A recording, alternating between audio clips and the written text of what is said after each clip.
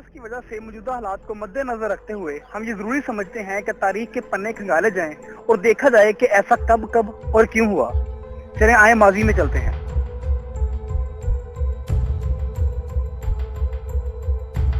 4 मार्च 1918 की सुबह American state Kansas fort रेले के मकाम पर अमेरिकन सोल्जर वर्ल्ड वार 1 की प्रिपरेशन कर रहे थे कि इस दौरान एल्बर्ट गिचल नामी एक अमेरिकन सोल्जर जो कि मेस में कुक के फराइज सर अंजाम देता था, उसको गले में खराश हुई। उसको टेम्परेचर महसूस हुआ तो वो डॉक्टर के पास से रजू किया। डॉक्टर ने उसे आम फ्लू करार देके वापस भेज दिया, लेकिन ये कोई नहीं जानता था कि ये इग्नोरेंस अमेरिका नहीं बल्कि पूरी दुनिया के लिए क्या दोष साबित होगी। उससे अगले दिन 522 ऐसे ही मरीज सेम सिम्टम्स के साथ डॉक्टर से रजू किया, लेकिन उसे एक हफ्ते के दौरान तकरीबन 1000 ऐसे अमेरिकन सोल्जर थे जिन्होंने डॉक्टर के साथ रजू किया, और उनमें से 50 ऐसे सोल्जर जो इस बीमारी की वजह से लुकमाए अजल बने। कुछ थ्योरीज के मुताबिक ऐसा हरगिज नहीं हुआ। कुछ थ्योरीज ये कहती हैं कि ये वायरस चाइना की सरजमीन से शुरू हुआ, जहां परिंदों से इंसानों में पहले मुंतकिल हुआ, और चूंकि वर्ल्ड वार 1 की तैयारी जारी थी तो चाइना से जो लोग खंदक की खुदाई के लिए फ्रांस में आए वो इस वायरस के कैरियर बने, इस वायरस को चाइना से फ्रांस में लेकर आए। इस तरीके से ये वायरस चाइना से फ्रांस के सोल्जर्स में मुश्किल हुआ और आगे इस तरीके से फैलता गया। तो आइए हम इसके दूसरे फेज पे चलते हैं कि स्पेनिश फ्लू को स्पेनिश फ्लू आखिर क्यों कहा जाता है। ये स्पेन के साथ दर हकीकत एक ज्यादती है, क्योंकि ये वायरस जो मैंने पहले बताया है ये वायरस स्पेन से शुरू नहीं हुआ। इसका ओरिजिन अमेरिका या चाइना करार पाया जाता है, लेकिन इसको स्पेनिश फ्लू आखिर क्यों कहा जाता है। 22 मार्च 1918 ABC न्यूज की फ्रंट पे ये खबर छपी कि एक बहुत बड़ी एपिडेमिक वबा ने स्पेन को अपने गिरदे में ले लिया है, और उसी महीने में मैड्रिड का सराना फेस्टिवल सैन इसिडिरो था जिसने एक परफेक्ट प्लेटफॉर्म प्रोवाइड किया इस वायरस को फैलने में। 1918 में 2 करोड़ आबादी के मुल्क में, यानी कि स्पेन की बात कर रहा हूँ, 2 करोड़ आबादी के मुल्क में 1,47,114 लोग लुकमे अजल बने। उसके अगले साल 1920 में तकरीबन 21,145 लोग और 1920 में तकरीबन 20,000 लोग लुकमे अजल बने, जो कि बहुत बड़ी तादाद थी खासतौर पर स्पेन के लिए। चूंकि वर्ल्ड वार 1 जारी थी तो जितने भी मुल्क इस कॉन्फ्लिक्ट में डायरेक्ट इन्वॉल्व थे वो नहीं चाहते थे कि ये खबर उनके मुल्क में निकले और उनके सोल्जर्स का मोरल डाउन हो और उससे उनके दुश्मन को फायदा हो। इसलिए ये खबर उन मुल्कों में सेंसर की गई, यानी कि इस खबर को उन मुल्कों में नहीं दिखाया गया, छुपाया गया, ताकि इनके सोल्जर्स का मोरल डाउन ना हो। और ये खबर सिर्फ और सिर्फ स्पेन में चलती रही, और स्पेन में तकरीबन 8 मिलियन यानी कि 80 लाख लोग इससे मुतासर हुए, और ये दुनिया में फैल गया कि स्पेन ही वो वाहिद मुल्क है जो इस वायरस से मुतासर हुआ है। चुनाचे इस वायरस को स्पेनिश फ्लू के नाम से जाना जाने लगा। आइए अब हम बात करते हैं कि इसकी डिफरेंट वेव जो कि तकसीम की गई किस किस तरीके से किन किन दौर में किन किन मुल्क में फैला।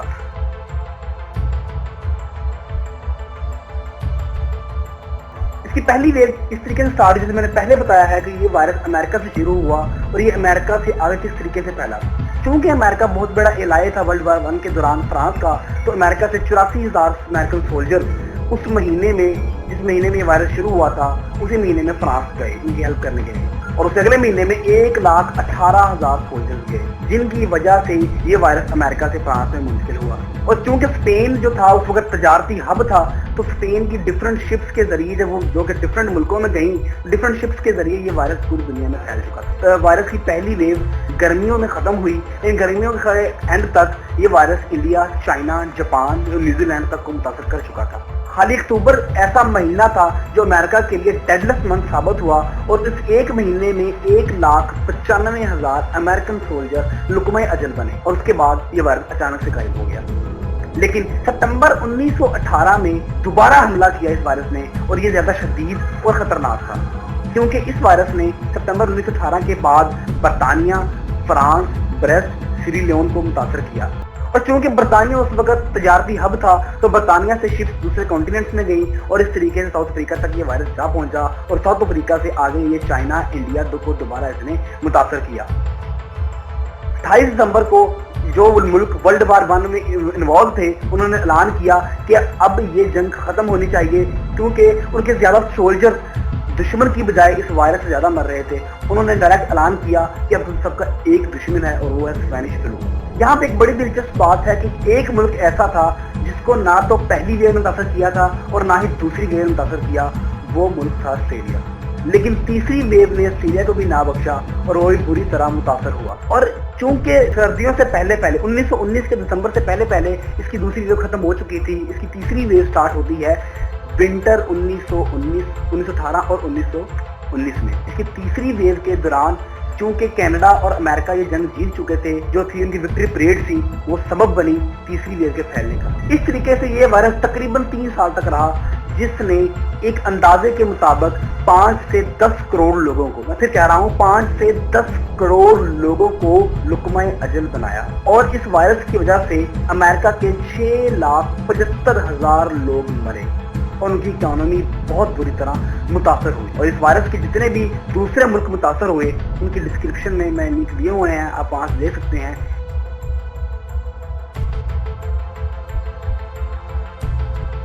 जब ये वायरस फैला तो फिलाडेल्फिया एक अमेरिकन स्टेट थी, जहां पे एक लॉन्ग पीरियड का इनेकाद होना था, जिसमें तकरीबन 2000 लोगों ने शिरकत करनी थी।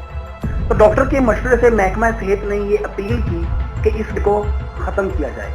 लेकिन जो वहां के मेयर थे, जिनका नाम विल्सन कॉन्सन था, उन्होंने ये ऐलान किया कि ये परेड खत्म नहीं होगी। चुनाचा ये परेड हुई और 2 लाख लोगों ने शिरकत की। और इस परेड के नतीजा में तकरीबन अक्टूबर के महीने में फिलाडेल्फिया के 11,000 लोग लुकमाए अजल बने। और उस दिन, जिस दिन ये वबा फैली, उस दिन तकरीबन 759 लोग लुकमाए अजल बने। ये फिलाडेल्फिया की स्टेट का सबसे स्याह महीना था और सबसे स्याह दिन था। जब साइंस लोगों के जवाब देने में नाकाम हो गई, तो लोगों ने खुदा की तरफ रुजू करना बेहतर समझा। और जमूरा के इलाके में लोगों ने समझा कि हम इकट्ठे होकर तुम्हारी दुआ करें। चुनाचे वहाँ के एक पादरी ने ऐलान किया कि हम इस मुकर्ररा दिन पे इकट्ठे होकर तुम्हारी दुआ करेंगे। तो सूबे का जो कैपिटल था, कैसिल का नाम का इलाका, वहाँ पे लोग इकट्ठे हुए और खुदा की तरफ रुजू करने के लिए दुआ के लिए हाथ बुलंद किए। इस दुआ को रोकने के लिए, चूंकि एक इज्तिमाई दुआ थी, इससे इस वायरस के फैलने का ज्यादा खतरा था। इस दुआ को रोकने के लिए वहाँ की इंतजामिया ने बहुत कोशिश की, लेकिन नाकाम रही। और उसके नतीजा में अगले ही दिन उस शहर के तमाम हॉस्पिटल भरे पड़े थे। चुनांचे वही पादरी बाद में आया और उसने माफी मांगी और उसने बाद में इस चीज को मना किया कि गैदरिंग कहीं भी नहीं करनी चाहिए। चुनांचे उन्होंने ये भी कहा कि जनाजा भी गैदरिंग के बगैर हो। इस तरीके से ये वबा वहाँ फैली। तो इस मुकाम पे मुझे सियाटल के मेयर हैंसन की बहुत खूबसूरत कोटेशन याद आती है कि जब उसे कहा गया कि आप अपनी स्टेट के अंदर जो मस्जिद मुकामात बंद कर रहे हैं, ये और अजाब का सबब बनेंगे, उससे मजहब को नुकसान होगा। उसने बड़ी खूबसूरत बात की। उसने कहा, religion which would not keep for 2 weeks is not worth having.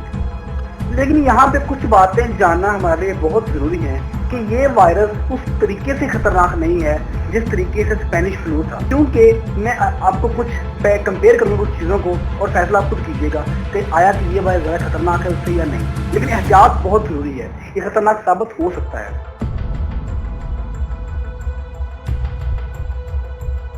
हमारे पास उस वक्त वर्ल्ड वार 1 चल रही थी, जिसकी वजह से बहुत से मुल्कों में इसकी खबर को सेंसर किया गया। और जब बहुत ज्यादा नुकसान हो चुका था, तब हमें पता चला कि ये एक एपिडेमिक, एक वबा की सूरत अख्तियार कर चुका है।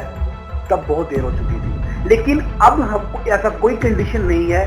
जिस तरीके से ये चाइना में पहला विक्टिम इसका रिपोर्ट हुआ, उसी वक्त WHO ने अपनी कोशिश तेज की और अब तक कुछ कंट्रीज ने ये ऐलान भी किया है, ये दावा भी किया कि वो इसकी वैक्सीन बना चुके हैं। हमारे पास जब स्पेनिश फ्लू आया उस वक्त कोई WHO मौजूद नहीं था, लेकिन अब WHO भी मौजूद है। जब 1918 में स्पेनिश फ्लू आया, उस वक्त इस वायरस ने बिला इम्तियाज किए हर अमीर को भी इफेक्ट किया, हर गरीब को भी किया। इसका एक रिजल्ट ये है कि उस वक्त के किंग अल्फोंसो III जो थे, वो मुतासर हुए इस वायरस से।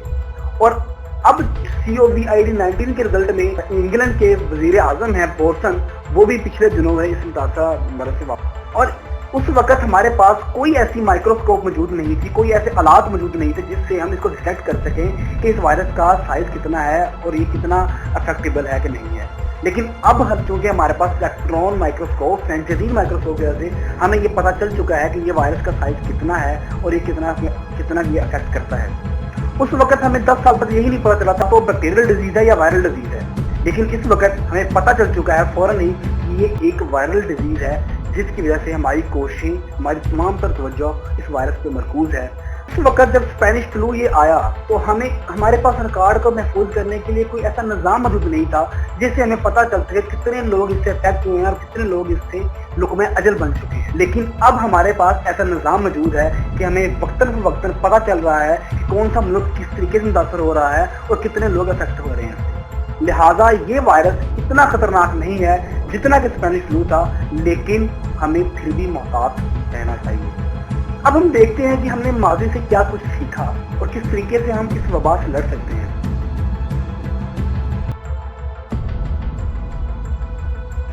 सबसे पहली बात जो हमने माजी से सीखी वो ये है कि हमें वर्स्ट सिनेरियो के लिए हमेशा प्रिपेयर रहना चाहिए। यानी कि अगले हालात बहुत बुरे भी हो सकते हैं, इकोनॉमीज गिर सकती हैं और हमें खाने के लिए रोटी, कपड़ा, मकान की अशद जरूरत पड़ सकती है, जिसकी वजह से हमारे जिंदगी में बड़ा इफेक्ट होगा। इसके लिए हमें तैयार रहना चाहिए और हमें देखना चाहिए हम क्या कर सकते हैं। तो दूसरा लेसन हमने सीखा कि उस वक्त चूंकि वर्ल्ड वार 1 चल रही थी, डिस इन्फॉर्मेशन बहुत ज़्यादा फैली, सही खबरें लोगों तक नहीं पहुंची, जिसकी वजह से नुकसान हुआ।